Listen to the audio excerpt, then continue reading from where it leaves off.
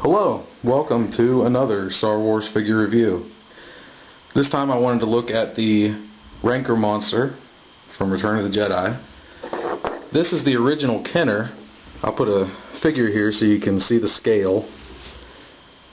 So he's about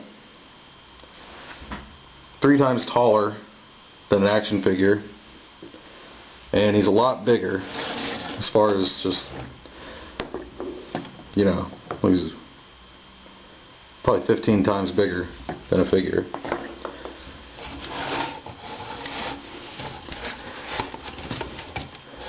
Has got a lot of movement for a creature. Arms move, and really good. You can move them in pretty much any direction and they'll stay that way, which a lot of the other figures didn't have that. The newer Rancor monsters can't do this.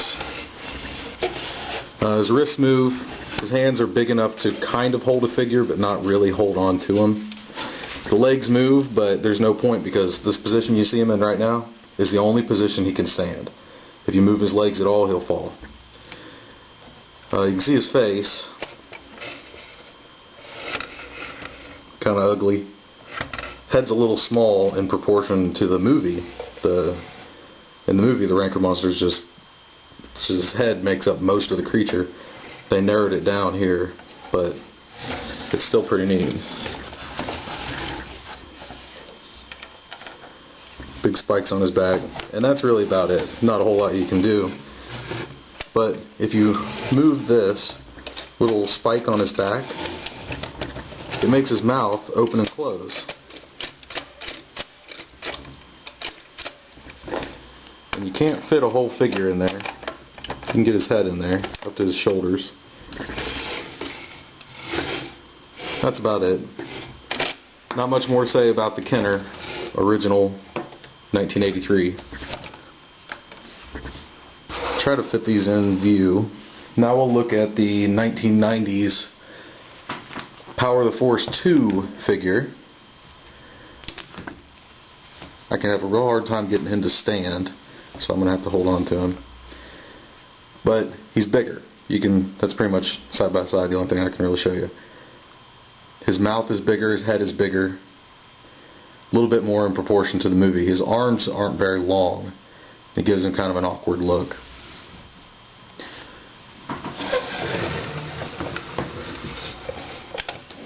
See, the head is a whole lot bigger.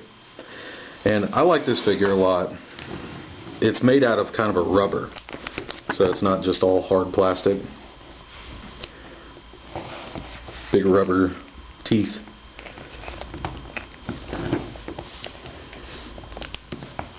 His arms move up and down, but they don't open like the other ones did. You know, they sort of like fanned out. His don't do that. They just move up and down. The hands, the wrists turn. Not much to do with there. He's got a shackle on his arm and an earring in his ear, which matches the movie. You'll see that here on the next figure. Or not the next one, but the one after. And overall, the detail was a whole lot better. Really good figure as far as that, but let me try to show you this. You see how he's leaning on his hand, leaning forward? That's pretty much the only way his other arm doesn't come all the way down, so he falls. And they've got his legs staggered, which is stupid. But they improved that later. But if you can get him to do this, so he's more balanced, that's a good way to get him to stand. But he's looking up. Really annoying. He does not have the mouth feature. It doesn't open and close. But it's still pretty good as far as Power of the Force goes. Here he is proportioned to a figure. So he's about 4 times taller, a whole lot bigger. Try to stick him in his mouth. You get about the same results as you got out of the other one. This is the Battle Rancor monster from the Force Unleashed video game. It's a lot bigger than the others. His arms are a lot longer, more in proportion to, I guess, the movie, but this one was never in the movie.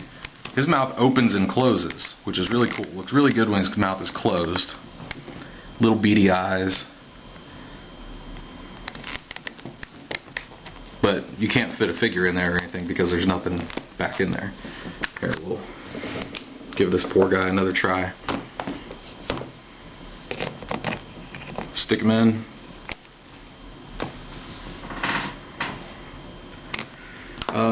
The hands, just the wrists move. It doesn't bend at the elbows. You see these are like joints for his fingers, but they don't do any good. You can't turn them. His legs are useful. His legs, unlike the other two, they move, and then they have hinges at the ankle so that you can make him stand in slightly different positions, but for the most part, because his arms are so heavy, he has to lean forward on them. Really nothing you can do about it. He's painted in blue paint, war paint, and he came with a harness and a saddle so that someone could ride him. Pretty neat, sort of the expanded universe type thing.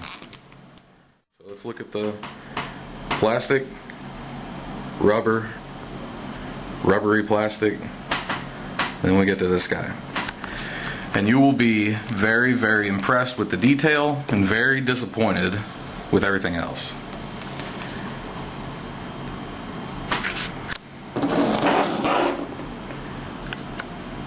Show you next to a figure.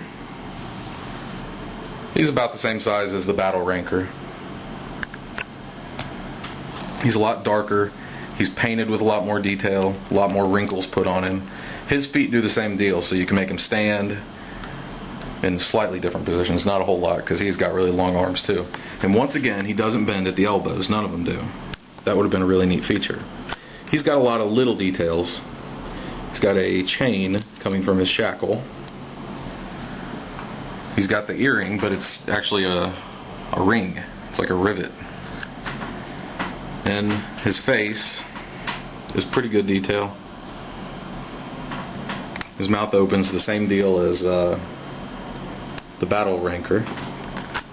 So stick the dude in there, chomp down.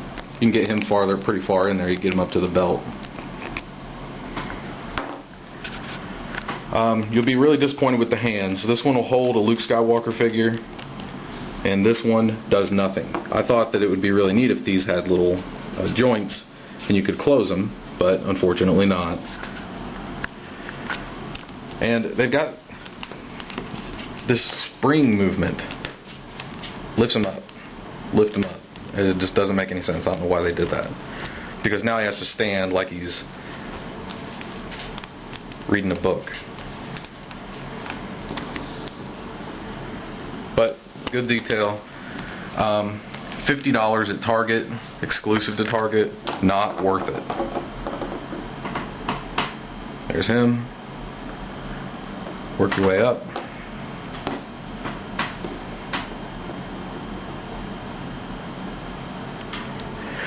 Thought I'd show it to you next to the ATST, which we got favorable reviews on that one. A little bit taller. Okay, $50 at Target, $42 at Walmart. I say go get the ATST and forget him. He's really not worth it. The ATST was perfect. And I was going to show you this part too. This is an Action Fleet Rancor monster from the kind of like the Micro Machines, Galoob, whatever it was, line that came out in the 90s. And they came out with this little Rancor monster. You move his arm and his mouth opens and closes. And he's pretty cool.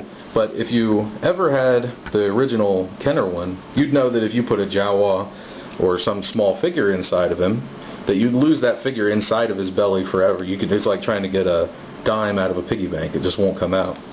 But they must have known that with this guy, because if you stick a figure in his mouth, he's inside him. They have this brilliant feature. They took the patent from Mother Nature and decided that if you wanted to get your figure back out, you should go the way of all food. And that's the Rancor Monster collection. Not really impressed with the new one.